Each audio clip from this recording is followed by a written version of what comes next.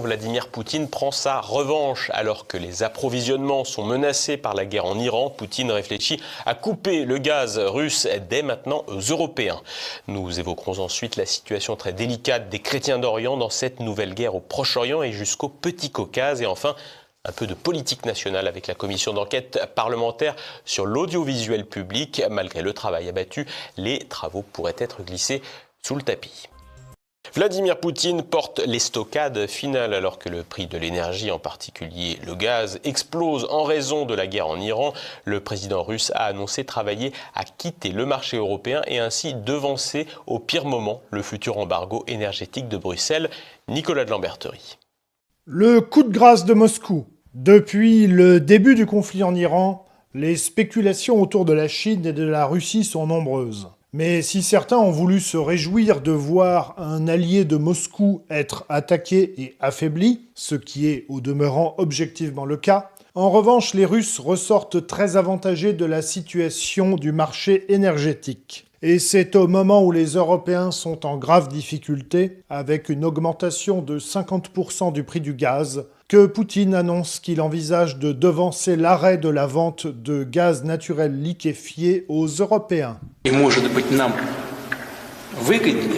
Il serait peut-être plus avantageux pour nous d'arrêter d'approvisionner les marchés européens dès maintenant, de nous tourner vers les marchés qui s'ouvrent et de nous y implanter. Et là encore, je tiens à le préciser, il n'y a aucune connotation politique. Mais s'il nous ferme l'accès au marché d'ici 1 mois ou 2 de toute façon, alors il vaudrait mieux pour moi arrêter maintenant et aller là-bas, dans ces pays qui sont fiables, afin de m'y implanter. Et selon Romain Bessonnet, l'objectif de la Russie est toujours le même, faire mal économiquement à l'Ukraine, mais aussi aux Européens, qui sont les principaux bailleurs de fonds de l'Ukraine.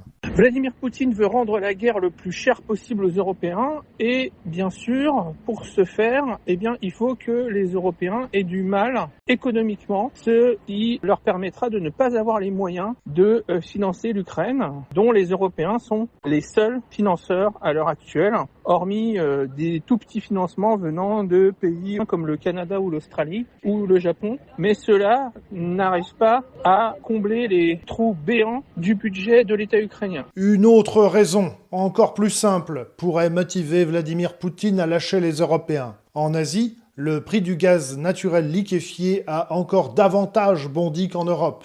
Par conséquent, la Russie a tout intérêt à vendre son gaz plus cher aux Asiatiques que moins cher aux Européens qui financent l'Ukraine. Notons toutefois que cette menace de Poutine concerne le GNL, dont les principaux acheteurs sont la France et la Belgique, et ne concerne donc pas la Slovaquie et la Hongrie, alimentées en gaz par le biais du gazoduc Turkish Stream. Et pour en revenir à l'Ukraine, il faut bien admettre que pour le moment, les capacités de défense des forces armées ukrainiennes sont toujours extrêmement solides, en particulier dans le Donbass, et que l'objectif de conquête complète du Donbass par la voie militaire resterait extrêmement périlleux et coûteux en hommes pour les forces armées de la Fédération de Russie, et donc pour l'équilibre interne du pays. Par voie de conséquent, la Russie n'a pas lancé beaucoup d'offensives militaires sur le front ukrainien ces derniers temps, mais semble poursuivre avec succès son objectif de destruction de l'économie ukrainienne. Cette semaine, l'Ukraine a annoncé plusieurs mauvaises nouvelles sur le plan économique. La première, c'est que le président de la commission des finances du Parlement ukrainien, la Rada, a indiqué que s'il n'y avait pas des mesures de renflouement du budget, l'Ukraine allait être en cessation de paiement en avril de cette année, c'est-à-dire que l'Ukraine ne pourrait plus payer ni ses fonctionnaires ni ses fournisseurs. Deuxièmement, la presse ukrainienne relate que les producteurs de produits alimentaires, du fait notamment de l'augmentation des prix de l'électricité et de l'impossibilité de se fournir du fait des frappes russes, pourraient augmenter les prix de 25 à 30% sur tous les produits alimentaires dans la population. Donc tout cela montre que la stratégie russe qui est de taper l'économie, de taper l'Ukraine au portefeuille, porte ses fruits et porte tellement ses fruits que l'Union européenne demande aux États membres de fournir une rallonge financière supplémentaire de 30 milliards pour éviter à l'Ukraine de sombrer. Cette rallonge s'additionnerait aux 45 milliards déjà prévus pour l'Ukraine. Enfin, le secteur de l'acier qui est crucial en Ukraine montre lui aussi des signes d'étouffement qui sont très inquiétants étant donné que la deuxième aciérie du pays, c'est-à-dire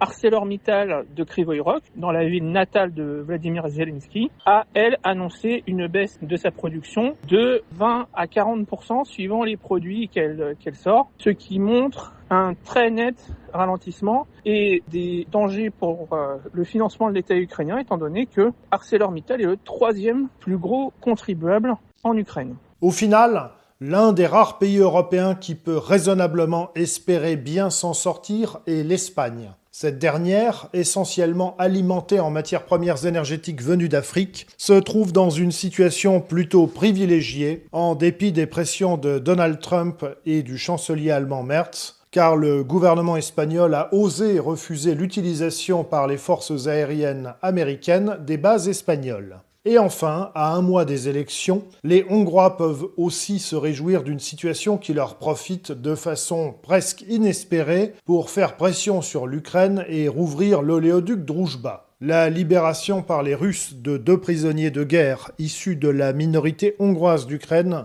constitue également un joli coup de com' pour Budapest. Et pendant ce temps, à Bruxelles, on se couche servilement devant les Américains tout en faisant la soupe à la grimace.